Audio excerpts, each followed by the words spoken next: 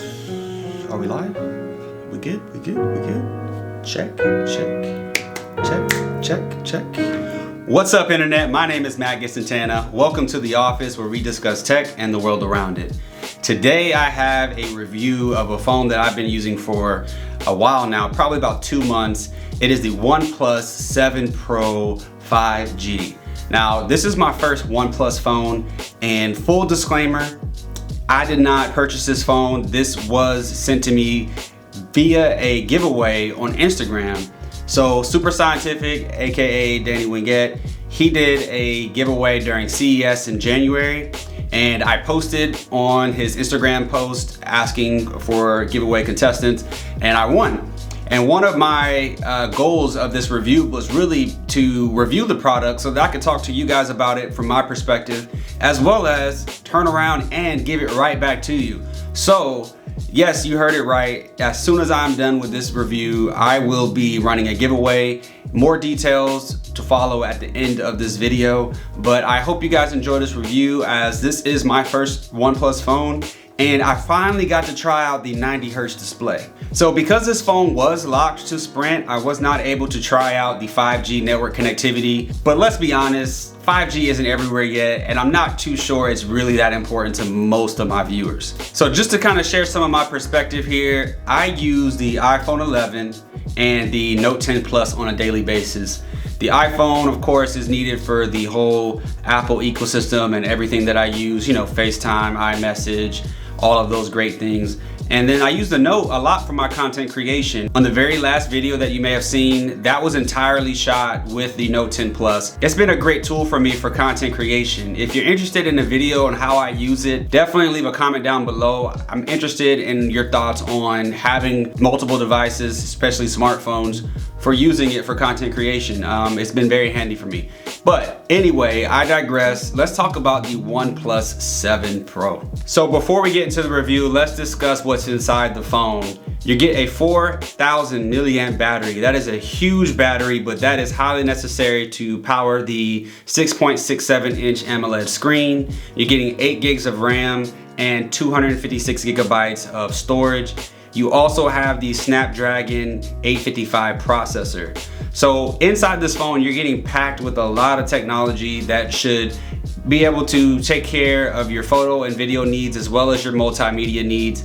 The screen is amazing. You're getting an AMOLED display, so you're getting really rich colors. The only drawback to an AMOLED display of this type is that it was not very great in daylight. So if you plan to use this in bright sunlight or direct sunlight, you may have a problem even with the brightness turned all the way up. Also built into that 6.7 inch screen AMOLED display, you are getting a ultrasonic fingerprint reader. I found it to be very responsive, and it's worked when my hands have been a little dirty or a little wet. So it's pretty reliable. So on the back of the phone, you're getting a triple camera setup. You have a ultra wide, you have a wide, and you have a telephoto lens. The wide shoots at 48 megapixels. The telephoto shoots at 8 megapixels. And the ultra wide shoots at 16 megapixels. Video capabilities are decent as well. You're getting 4K at 30 and 60 frames per second, 1080p at 30, 60, and 240 frames per second if you wanted to do some slow-mo. And then I'm not sure why, but you do have 720p at 480 frames per second for some like super slow-mo. Now, one of the coolest things about this display is that it is full screen. You don't have a punch out, you don't have a notch, you don't have anything. And that's because one of my favorite features of the phone is the selfie camera. The actual 16 megapixel selfie camera, it pops up from the top. So when you go into your camera and you flip the camera around to enable the selfie camera, a motorized camera just comes out from the top of the phone, and it's actually pretty good. I've opened and closed it several times. I'm pretty sure there's a lot of concern about the longevity of it because it is a moving part. But at the end of the day, it's really nice to have a full screen phone where when you're not using the front facing camera, it is out of the way, out of sight, out of mind. So also included in the box with the OnePlus 7 Pro is you're getting the new Warp Charge 30 watt power brick and USB-C cable. This is very, very cool because you can go from a dead battery to about 50% roughly in about 25 minutes, and you can actually charge your entire phone in about an hour. Now that brings me to my next point when it comes to charging that huge 4,000 milliamp battery. It does not have wireless charging. So most phones these days, wireless charging is just a standard, whether it's 7, 10, 12, 15, whatever watt, fast wireless charging that's out there. This doesn't have wireless charging at all. However, because you can plug it up with the Warp charger and get that much power in about, 50% power in about 25 minutes, I don't really see it as too much of a big deal. In my usage, I found that whenever I was done using it and I plugged it up, by the time I was ready to use it again, the battery level was so high that it really didn't matter how long I had it on the charger. Just as long as I put it down for, 30 to 45 minutes a day and let it charge up, which to me is not a big deal. Okay, so here in the US, this phone is available on Sprint for $840.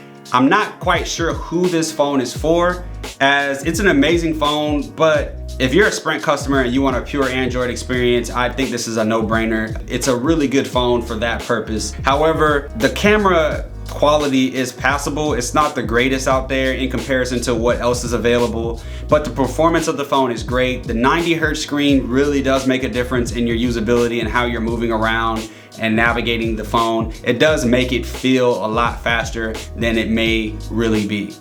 So for $840 in the US, this is a lot of phone for a fair price. However, there are other options out there. But if you're watching this review, I'm assuming you want the latest and greatest for the best price. And honestly, I don't think anybody is beating OnePlus when it comes to that.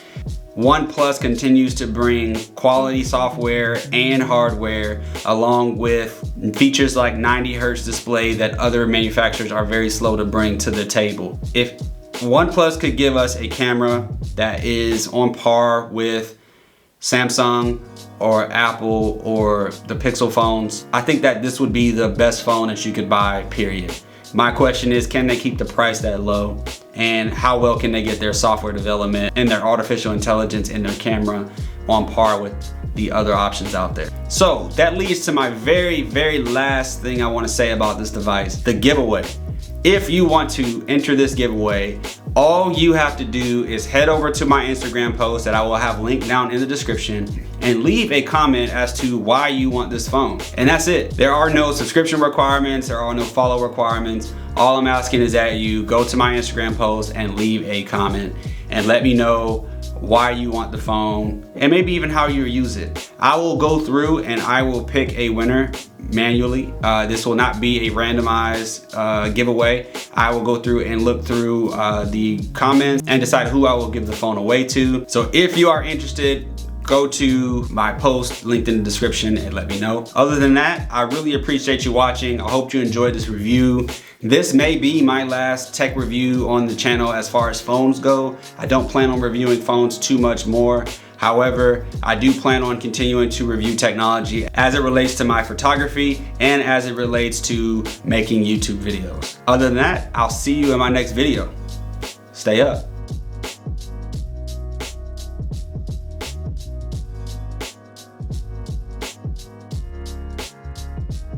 I posted on Instagram before I did my review what questions did you guys have, and I actually got a couple responses, so I wanted to go ahead and answer those on camera. Let's see. So the first question we have is by Toyin Jr. and he or she says, would the fast charging degrade the battery faster than normal? So the short answer to that is no, because the way that batteries are charged via fast charging is that only a certain percentage of the battery is charged at those high rates. The rest of the battery is charged at a normal, safe rate. So for example, the Warp charger charges from 0 to 50% in about 25 minutes. After that, it starts to slow down, and that is to reduce wear and tear on the battery cells. However, I mean, honestly, when it comes to battery technology, every battery has a cycle count.